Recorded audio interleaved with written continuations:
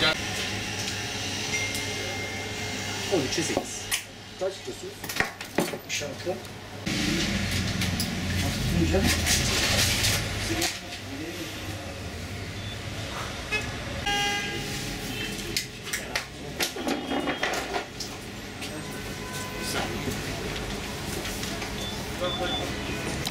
Kan vermenin önemini anlatabilmek ve insanlara bunu hatırlatmak için bugün biz de Mersin İl Başkanlığı olarak, Hüdapar İl Başkanlığı olarak kan verme organizasyonu yapıldı. Gençlik kollarımızın yaptığı bu organizasyona biz de destek olmaya gayret ettik.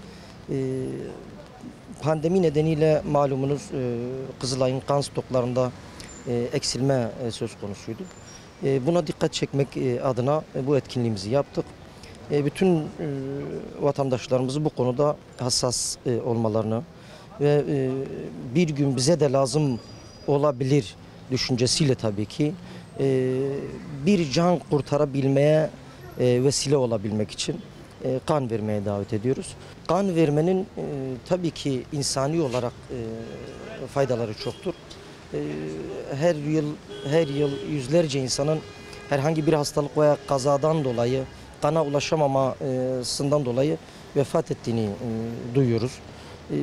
İnsani olarak da insan bedenine de kan vermenin birçok faydasının olduğunu sağlıkçılarımız bizlere bildiriyor. İnşallah bu bilince sahip oluruz. Bu bilinçle bütün vatandaşlarımızı kan vermeye davet ediyoruz.